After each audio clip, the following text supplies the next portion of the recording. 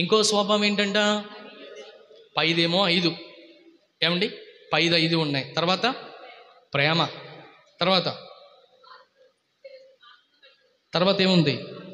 ప్రేమ ఉంది. తర్వాత ఆత్మలో ఖడ్గాన్ని ధరించుకునే, వాక్యం అనే ఖడ్గాన్ని ధరించుకునే వారంగా ఉండాలి. మరలా అడుగుతాను నేను. మూడోదిగా సర్వాంగ కవచాన్ని ధరించుకుని, అంటే కత్తి పట్టుకున్నాం, తర్వాత సర్వాంగ కవచం వేసుకున్నాం. దాని తర్వాత ఇంకోటి ఏం వేసుకోవాలి అంటే అక్కడ అంటున్నటువంటి మాట నవీన స్వభావాన్ని ధరించుకోవాలి. హలో, పాత సోకులు పక్కన పెట్టి కొత్త సోకుగా తయారవ్వండి అంటున్నాడు ఇక్కడ. అర్థమవుతుందా? నాకు ఎందుకు రాలే యుద్ధం, నాకు వచ్చు. మా నాన్న యుద్ధం చేశాడు, మా అన్నయ్య కూడా యుద్ధం చేశాడు, నేను కూడా యుద్ధం చేస్తాను అని చెప్పి మనం వెళ్ళడం కాదంట.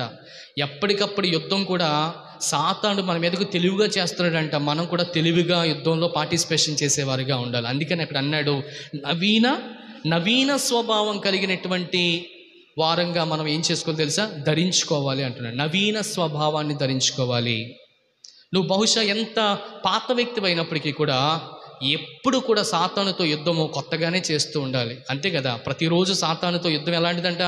కొత్తది. ఎందుకు తెలుసా? మనకంటే సాతాను 1000 రెట్లు జ్ఞానవంతుడు. ఆడు ఎక్కడ కొడతాడో తెలియదు, ఎలా కొడతాడో తెలియదు. మనకంటే వాడికి ఎన్ని తెలివితేటలు ఉన్నాయి? చాలా తెలివితేటలు ఉన్నాయి. ఒకవేళ ఒక మాట చెప్పండి, వాడికంటే తెలివైన వాళ్ళు మీలో ఎవరన్నా ఉన్నారా?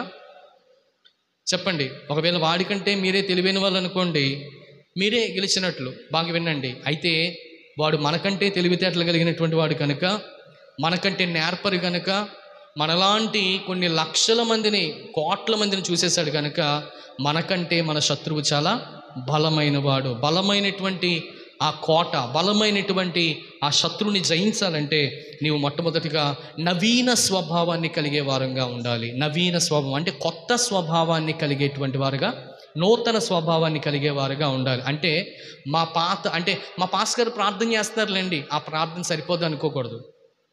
మా అమ్మగారు ప్రార్థన చేస్తున్నారులేండి, మా నాన్న ప్రార్థన చేస్తున్నారులే, మా అన్నయ్య ప్రార్థన చేస్తున్నారులే, మా సంఘంలో ఉన్న వారు అందరూ నా కోసం ప్రార్థన చేస్తున్నారులే అని వాళ్ళ మీద వీళ్ళ ప్రార్థన మీద వాళ్ళ మీద ప్రార్థన మీద ఆధారపడడం కాదు.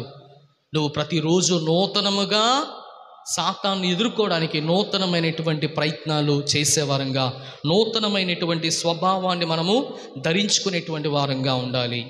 అసలు సాతాను స్వభావం అంటే ఏంటో చెప్పమంటారా? వాడు ఏ టైంలో ఎలా ఉంటాడో తెలియదు. ఆడు స్వభావాన్ని మనం తెలుసుకోవాలి. వాడు ఎక్కడి నుంచి బాణం వేస్తాడో, ఎక్కడ కొడతాడో, ఎక్కడైతే మనం కూలిపోతామో వాడికి బాగా తెలుసు. అందుకనే మనం చాలా జాగ్రత్తగా అన్నీ కూడా కట్టుసిద్ధంగా కలిగినటువంటి వారంగా యుద్ధానికి వెళ్ళాలి.